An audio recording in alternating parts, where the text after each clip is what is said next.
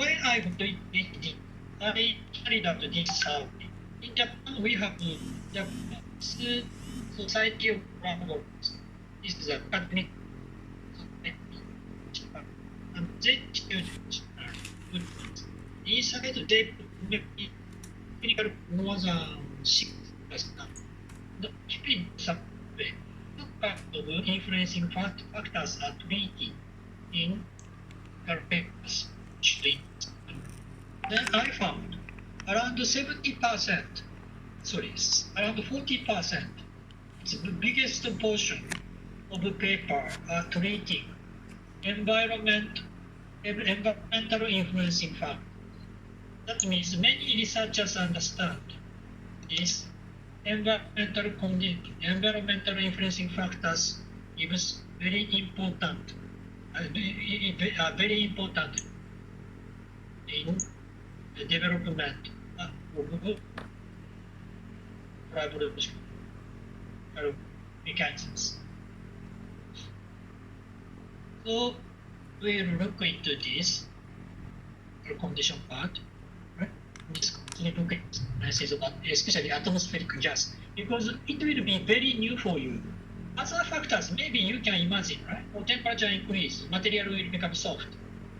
That is very easy for you to imagine. But how atmospheric gas will influence the sliding phenomena?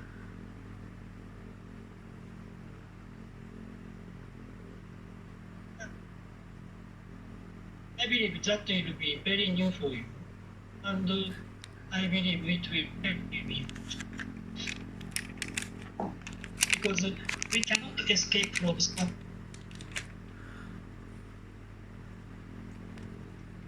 This slide shows you very famous experiments carried out by Professor Borden. He is one of the very important researchers in tribology history. I believe some of you remember his name in chart of research history of friction and wear.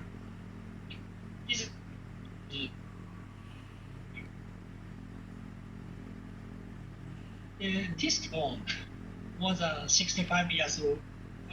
That means he carried out this experiment before the 1940s. You say you cannot hear okay. No, it's okay. You too. Same cannot hear clearly.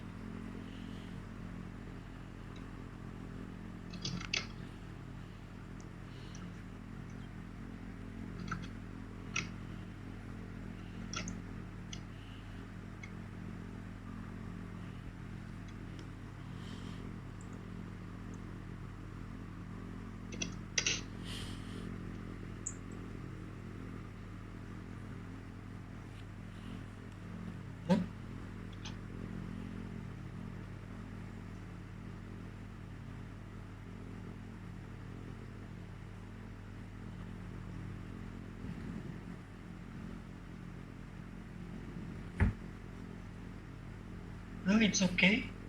Well, thank you for your cooperation.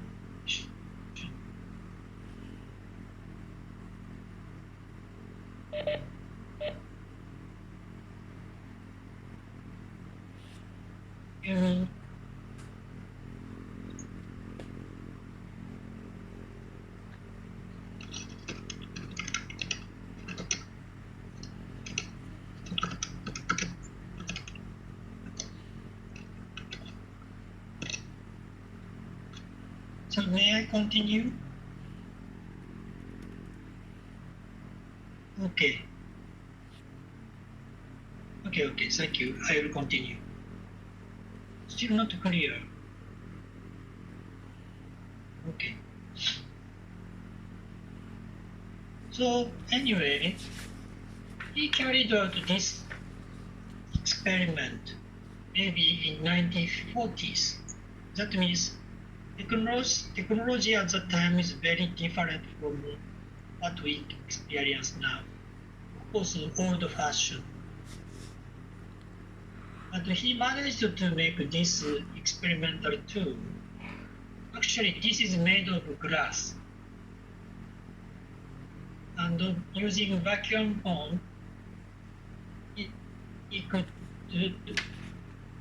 evacuate the gas inside. He makes some interesting idea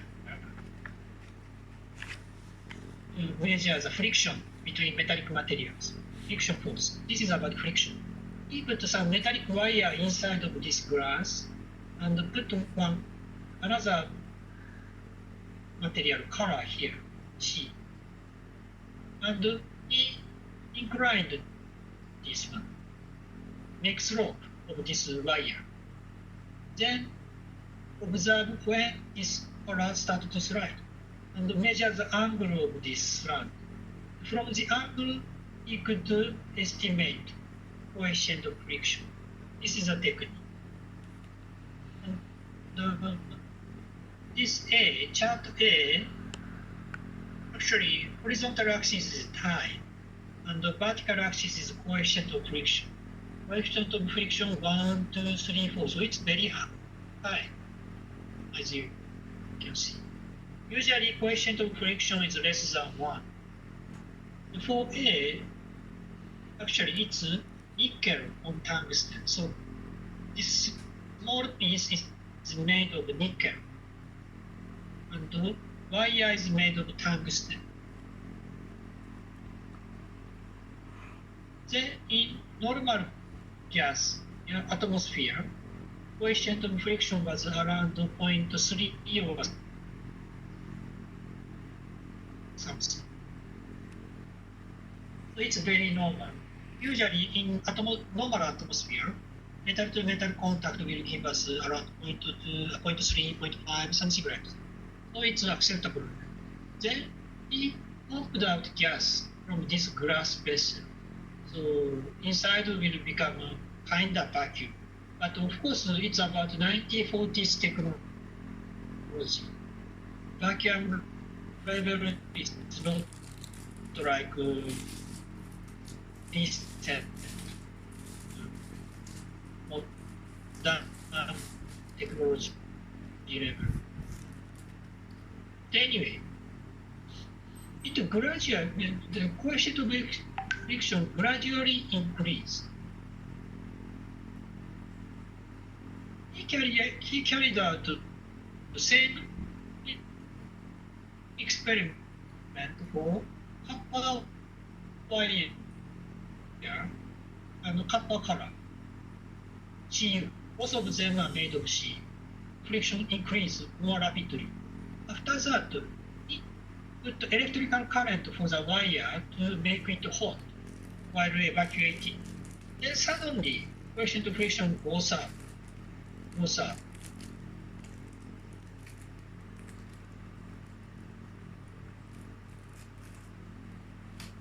After that, he introduced place oxygen gas inside.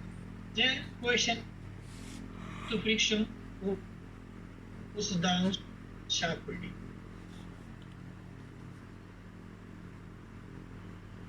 From this, he concluded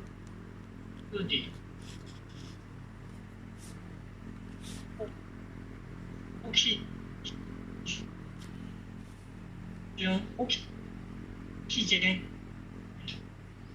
can work as a lubricant.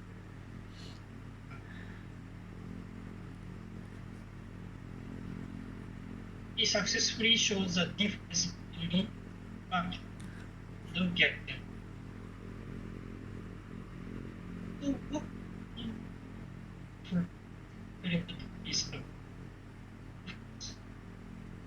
Oxygen reduce coefficient of friction. Yes. Other than that, any observation from this result, A and B is for nickel tungsten combination, and C and E is for yeah. results after doing some experiments.